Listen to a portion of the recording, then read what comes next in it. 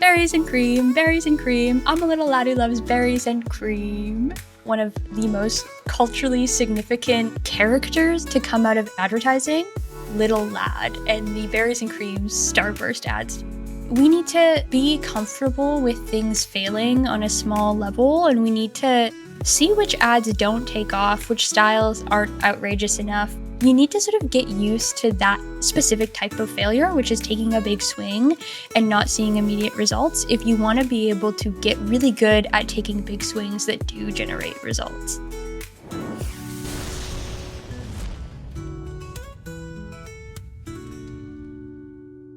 I love working with Pilot House because while we are a performance marketing agency, we really pride ourselves on caring so much about brand and creative.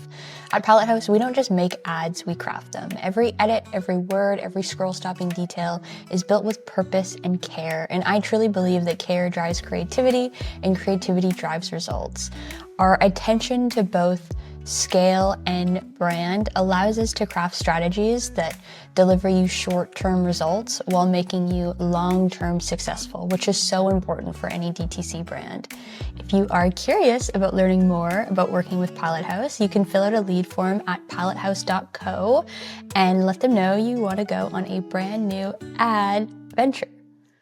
You don't actually have to say that. You don't have to make a pun. I'm not going to force you to make a pun. Just fill out the lead form. We'd love to chat with you. Hi, welcome back to Ad-venturous, the podcast produced by DTC and hosted by me, Aves. Today is a very special episode because we are talking about one of the most culturally significant characters, I think, to come out of any piece of advertising. We're also going to touch on a lot of different themes just around creativity and how to really unlock creativity in your advertising. And I wanted to sort of, before we get into the subject matter of today's episode, before we get into the ads, introduce the theme a little bit through some information and fun facts, I guess, about one of the most important art commissions in art history, which was signed in May of 1508 and led by the church, specifically Pope Julius II. And this art commission was to have the Sistine Chapel painted. If you don't know, I guess, about the work that Michelangelo did in the Sistine Chapel, that's kind of weird. I'm going to work on the assumption that you do know what the end result of this art commission was. But the original plans for this commission were actually quite simple. But Michelangelo, a real visionary, had deeper artistic inspiration, and he planned instead to completely cover the 800 square meter ceiling in frescoes. Frescoes, for those of you who don't really know, is essentially painting over freshly laid lime plaster. It's incredibly laborsome for the artist because you have to mix and create the plaster before getting to work, and it does create beautiful results. Obviously, again, I'm working under the assumption we all know the Sistine Chapel, but yeah, really laborsome and really difficult to do, especially on a ceiling. It's almost like unbelievable to think of doing that. For years, as he worked on this commission, Michelangelo strained his neck. He basically lived in the Sistine Chapel. I read somewhere that he lived off of like onion and bread mostly, which is kind of iconic. And he had this like very special scaffolding unit built especially for the project. He had really specific ideas about what he needed to make the art that he sort of saw in his mind. In a letter to, I believe, a family member, he said, "I have no friends and I don't want them now," while he was sort of in the throes of the work. He was so deep in the sauce. I think we've all been there and we've all had that sentiment of being so sort of taken away by like a creative adventure that you have no capacity for regular relationships. But yeah, Michelangelo was obviously an artist with a really magical ability to just create. And Pope Julius II seemed to see this, and while he was sort of rather aggressive in the way that he went about pressuring Michelangelo to take on this work, he wanted it captured, and he trusted the process and the artist, which I think is something that we're slowly losing today, with most art now boiling down to its ability to go viral, to be posted through other mediums. I think that it kind of sucks, and it sort of waters down a lot of the artistic adventures that most of us go on because we're constantly thinking about how it will measure up in terms of KPIs. Even as a personal note, I think that people are often sort of focused in on how many views something will get, if it can go viral on different platforms. And it really, again, shifts how we think and create about art, which is really interesting. So there's really no easy way to actually bridge into this. I wanted to talk about Little Lad and the Berries and Creams Starburst ads today. Really tough jump from Michelangelo painting the Sistine Chapel to Little Lad Starburst Berries and Cream. I know, but please bear with me. It all should make sense in the end. But when I first started researching this episode, I lost like 2 hours of my life rewatching some of these Little Lad ads, which are the greatest, weirdest ads of maybe all time. The ads themselves were so subversive. They're so off putting and odd that sometimes I honestly wonder how they were ever greenlit. I don't know if you're familiar with Little Lad. I'm assuming you're familiar with the Sistine Chapel and the paintings by Michelangelo on the ceiling, but I'm not going to assume that you know Little Lad because it's a little bit more niche, I guess. So if you're unfamiliar with the character and with these ads, I do think you're a little bit lucky. What I wouldn't give to experience Little Lad for the first time again, but I'm going to do my best to sort of paint a picture for you here. But I have to recommend that you actually do watch these ads afterwards. They are brilliant. They're so funny. They're so entertaining. And I think maybe after this episode, you'll also be able to enjoy them through a different lens.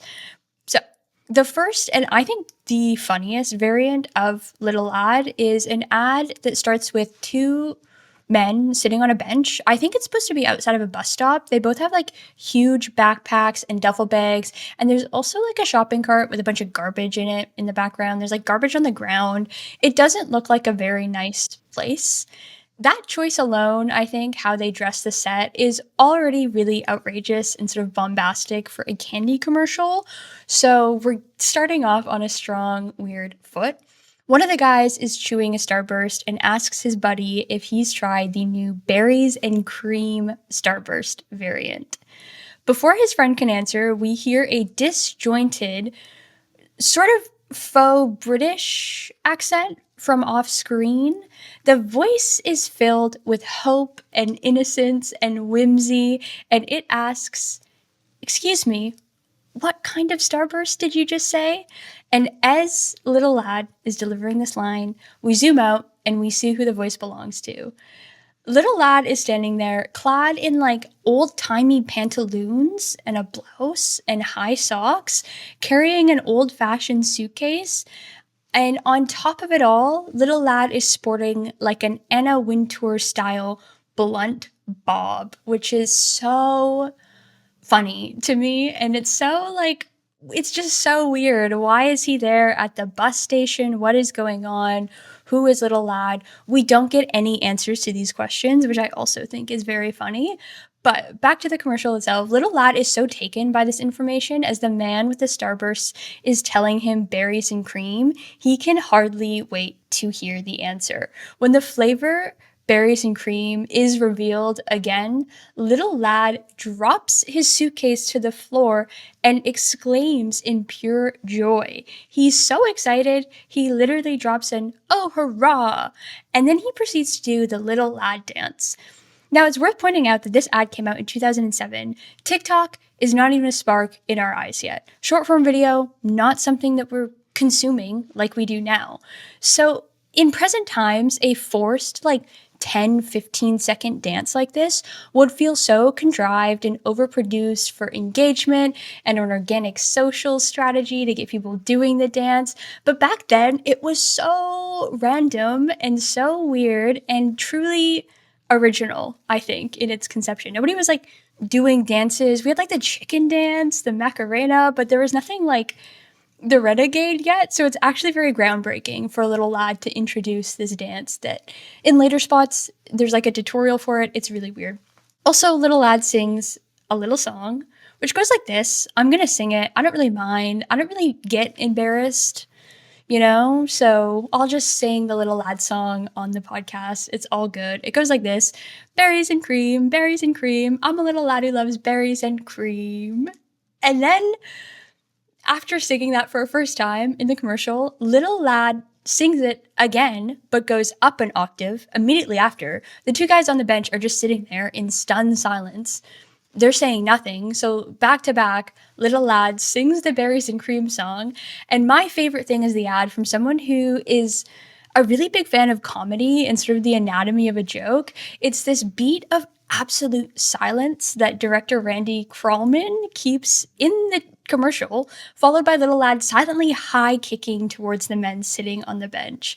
It's so like awkward and uncomfortable and weird, and I'm so envious of the power that Randy had to make that choice. I think that sometimes the funniest jokes are the ones that you have to be really patient for and allow space for like that. In our work today as advertisers, it's all about like how short can I make this ad? How quickly can I capture then convert? So bearing a joke that's based in silence 30 seconds into an ad is what my dreams are made of, honestly. It's so funny, which is why this ad is so, I think, like inspirational to my work, as weird as that sounds. But that is a summary of the ad we're going to be talking about today. And if you're confused still about why I opened up by talking about the Sistine Chapel and Michelangelo and some of the most replicated and celebrated pieces of art of all time, again, don't worry, we will get there. I am only halfway in telling you why I love the history of Little Lad so much, because that ad, like I said, came out in 2007. So as the years went on, Little Lad themselves, a performance artist and professor at Bard University, Jack Ferver, was reportedly not super thrilled with the success of these Starburst commercials, which I do think is totally fair. As an anecdote, one of my friends started teaching as a professor, and they have a parent who is relatively well known. And I remember that they were really annoyed when their little first year students would bring it up. And I imagine the experience felt by Jack is very similar and dialed up to like 10. It'd be very difficult to get the respect that you wanted as a professor if people were constantly throwing Little Lad in your face. So if that is true, there's not really any resources to say that it is, but if it is true, Jack, I hear you. You are so valid in that. But as the years went by, I think the extent of the Little Lad fandom, I guess we could call it, would be people like me who would reference this ad and occasionally show it to people who didn't know the reference. I've pulled the link up on YouTube quite often when people don't know what I'm talking about, especially if I whip out the Berries and Cream song and dance. It's just kind of existed as this like niche but beautiful piece of internet culture. And then in 2021, when TikTok was fully sort of blossoming into what we know it as now, Little Lad had a true resurgence in culture.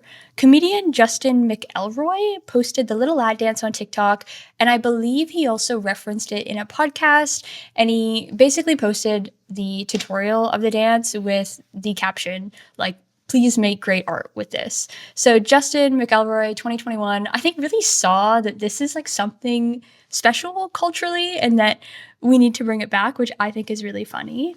Like I mentioned, in real life, Jack Ferver, the performance artist behind Little Lad, is a professor at Bard University, and they've also created a really beautiful, inspirational, and interesting body of work based primarily in psychological dance theater. Their career and reputation in the New York art scene is so different than Little Lad and the commercial success of an actual commercial, but there's still a really interesting through line and point of view in both Little Lad and the art created by Jack Ferver themselves, which I think we kind of have to note because to me that means a lot of the success of Little Lad comes from the choices that Jack Ferver made in the audition room and subsequently on the day of filming the actual commercial. But the original viral post by Justin back in 2021 went live in January on TikTok. And then the following September, Jack actually set up a Little Lad TikTok account, which amassed over 2 million followers in like 1 month. Yeah, that is, I feel like, cultural icon status. I read an article Jack did with the New York Times around this sort of TikTok virality of Little Lad, and I found the conversation super enlightening and interesting. They were pretty unfamiliar with TikTok as a platform when they started the Little Lad account, which I think is actually perfect. This shocked me. This next little fun fact for you guys, I was announcing this piece of information to friends like I was a town crier. But in real life, Jack Ferver is very good friends with Parker Posey of the TikTok audios Buddhism, Piper No, and also just being Parker Posey. And apparently, a lot of the Little Lad TikToks were filmed in her farmhouse, upstate New York, which is like the crossover event of my life. That had me cheesing. I don't know if you can hear it through the podcast, but I'm smiling about that fact now. It is so funny and perfect to me. It's so many of my interests, like, in one space. I love an upstate farmhouse. I love Parker Posey and I love Little Lad. It's just really perfect for me. But what I found particularly interesting was how Jack described getting into the Little Lad character and sort of taking the character back up in order to start this TikTok account and sort of like reignite this collaboration with Starburst. A really big part of getting into the character, Jack said, was the wig, which makes a ton of sense. Like, I don't know how else to describe it. It's just a very wiggy wig. It's so specific to the character that it does make sense that putting that wig on would really transform you.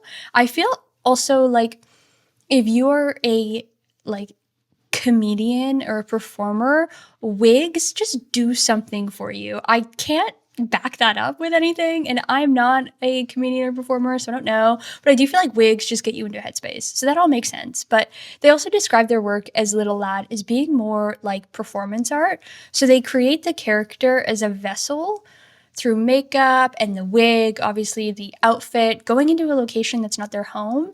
And then nothing is really scripted, which was so interesting for me to read and take in. None of the TikToks were premeditated. Little Lad also had a YouTube channel. Nothing was scripted. It was just Jack getting into this mindset of an artist and continuing on the journey of creating this character. There's something really darkly funny about a lot of the sort of Little Lad humor, which is so on brand for Jack as an artist. So again, we see those lines sort of being blurred where a bona fide performance artist is coming in with a very specific view, but when we zoom out, we're looking at a weird old-timey character named Little Lad in a bob to sell candy. It's all very fun and very fascinating for me. There's this really funny, weird, sad recurring bit with Little Lad where Little Lad will look off into the distance with a kind of like vacant, empty expression and reminisce about their quote-unquote mummy, who's obviously not around anymore. So there's this like profound grief to Little Lad that's so, again, weird to experience in candy commercials and advertising materials made for candy, but it works so well. And it also works to build this like almost mystique around Little Lad, which is so, again, the end goal of any brand is to have virality and have cultural stock like Little Lad does. Anyway, what I think made this original commercial and Little Lad so special, I hope has been very clear. It's that there was a script, yes. There was an idea from Starburst, yes. But they really allowed an artist to play and to see through an artistic vision. There's no way that Little Lad would have been as iconic as it has been without Jack Ferver and their perspective and their artistry. So the big question for today, from Michelangelo to Little Lad, what is the value of artistry and how do we measure it? When is an artist also ready for that responsibility of freedom in their work? If we look at Jack Ferver back in 2007 versus when Michelangelo was commissioned to paint the Sistine Chapel, we were at very different stages in those careers, which is very interesting because sometimes I think that a tenured career will buy you quick responsibility and freedom in your work as an artist, but I think oftentimes we miss out on not giving it to people with really fresh perspectives and ideas.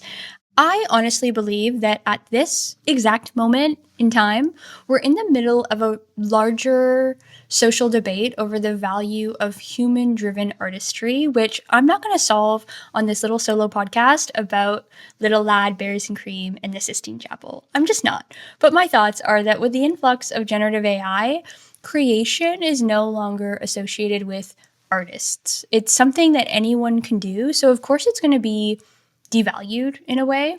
But one of my favorite pieces of modern surrealist art is a painting called Agnes by Konstantin Korobrov.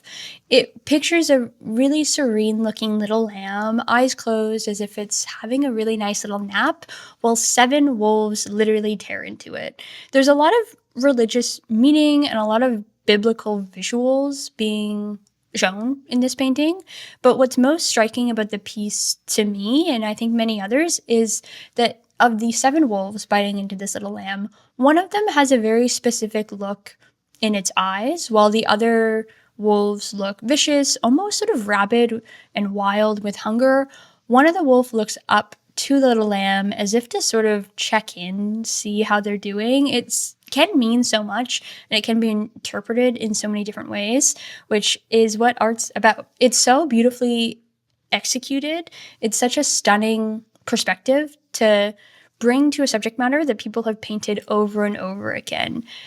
If you asked AI to paint a picture with the same high level notes I just gave you, it would never be able to execute something as spectacular to look at and observe as Constantine did, because it wouldn't have the capacity to create something purely from scratch, which is what real art is.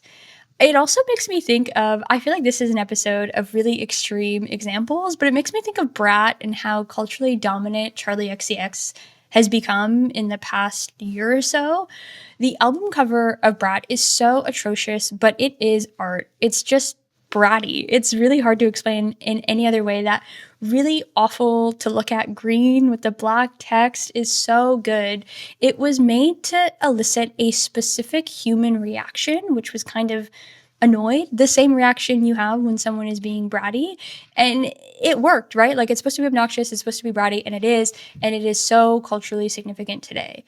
You won't ever be able to create these moments through generative AI as a brand or as a standalone artist, because both of these moments came from an ultra specific point of view. They came from an artistic vision. Biblical iconography has been the subject of like painting after painting, and having fun, upbeat music about partying in the summertime is also nothing new. So the success of these two artistic endeavors comes from, again, the very unique niche perspective of the person or people creating these pieces of art. So trusting in artistic vision can be really stressful, I think, as a brand owner or decision maker. I know this because I am typically the person asking for that trust, and it's especially difficult when you're like a third-party little rat at an agency like I am.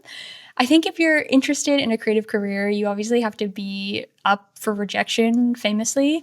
I have pitched ideas to brands that were too much for them at the time. They were too weird. I've also pitched ideas to brands that were not big enough. They didn't push the boundaries in the way that they'd hoped for. What's important to understand when you follow a creative path, especially in a corporate capacity, is that creativity is measured twice as much here as it is in any other field. While financial success feels good as an artist outside of advertising, it is completely necessary to reach financial success through your art when you do work in advertising, which is, again, a really interesting lens to sort of put artistry in advertising through. But the sort of double-edged sword of it all is that you still have the original goal of an artist when you work in advertising, which is to have your work elicit an emotional reaction in a human being. It's really confusing. It's really weird. Here's how I like to think about it, and here's why I chose to partner this kind of deeply philosophical idea with the Little Lad legacy. Starburst is a very normal candy company most of the time. They're pretty like plain as a brand, but where they shine is in the campaign. Where they shine is in the, flavor specific campaigns like Berries and Cream. Your brand should be relatively stable. It should be very steady, recognizable, but it should also serve as almost a container for creativity and really absurd artistry so that you can peek through into those new markets and really get noticed and seen. You should explore, experiment, and trust in human artistic vision on the ad campaign level and on the specific to ad level, I believe. It's through your actual ad campaigns and it's through specific ads themselves that you can really get weird, which is a piece of advice I've been giving on podcasts for years now. Something I really did want to circle back on is this idea that Jack Ferver, the artist and professor, was once unhappy with the success of this Starburst commercial. In the 2021 New York Times article I referenced earlier, they said that they were surprised by the success and the longevity of Little Lad, and that they were honestly delighted to be surprised at this point in their life and career, which I think is really beautiful. I do think that sometimes the art world looks down on the world of ads sometimes, and there are a lot of reasons to. And I think that even as artists, we can feel like the work that we do with brands is somehow insignificant because of the culture established around corporate creativity, which again, there's a lot of valid reasons that that exists. I know from talking with friends, colleagues, and my network, it can sometimes feel like you're being suffocated to have to output content that is measured in financials. KPIs are sometimes a creative killer. I get it. You'll be working through an idea and then just saying, this is too niche, no one's going to click on it. You know what I mean? Those KPIs, again, can sometimes be a creative killer, but I think the lesson here should be we need to be comfortable with things failing on a small level, and we need to see which ads don't take off, which styles aren't outrageous enough, because you need to sort of get used to that specific type of failure, which is taking a big swing and not seeing immediate results, if you want to be able to get really good at taking big swings that do generate results. You kind of need to rip off the band-aid. I find that I do a lot of this ripping off the band-aid with brands when it comes to trusting in the creative process and an artistic vision, whether that artistic vision is coming from yourself, whether there's sort of an artistic energy that you tap into for your work, or you've got an external perspective you've brought in. I think, again, just learning to trust in that is really important. It's a huge catalyst for success as well. The value of creativity in this sort of new era of generative AI, in my opinion, has not been diminished, but rather the value of creativity has increased. At least that's my opinion. I don't know. Sound off in the comments if it's not yours. But yeah, I do believe the actual art of creation and making something that didn't exist before is just as valuable, if not more, than it was pre-AI. So if you want to dropship some classic e-com products and mass produce ads that catapult your ROAS, that is actually really easy, and we have a lot of episodes that can help you do that. I think that ticking those boxes and making money and creating content that just sells products is something that a lot of people want to do. And I don't think there's any shame in it either. Like I said, there's already episodes of this podcast that will help you do that. But I think if you want to grow a brand over that 25, 30, $50 million a year status, you need to build an actual brand. And again, that brand must be a vessel for absolute creativity. You have to be ready to take risks, to sort of bet it all on performance artists like Jack Ferver, who can bring something to your brand that you can't. I think a sort of marker of success that I also see in working with brands is the ability to trust in those third-party agents, if you will, who bring things in that you can't, and to truly be collaborative in the way that you build these sort of minute campaign stories. It's so important. And like I said, it's a true marker of success when I see a brand come in that's like really open and interested in trying anything. Also, if you are one of those brands who does like to test anything and you do want to start trusting in a more creative and strategic process and you want to scale, give us a shout. We would love to chat over at Pilot House. We've got a really incredible creative team that I am so inspired by and excited to work with every day. So, offers on the table, give us a call. And I say this a lot lately because we have seen content get more and more important in the success story of brands both in and out of the e-commerce space. But I think my like last piece of advice, if you aren't going to set up a call and chat with us at Pilot House directly, is that you just want to make something worth looking at. That is sort of the end all be all creative inspiration piece of advice I can give you without actually seeing your brand. Make content that's worth looking at. Make content that's worth stopping the scroll for. And to do that, you're going to have to, like I said, go out on a limb, rip off the band-aid, do things that are different, do things that are fun. Stop following trend pages for ads and just do what you want to do and what feels good for your brand.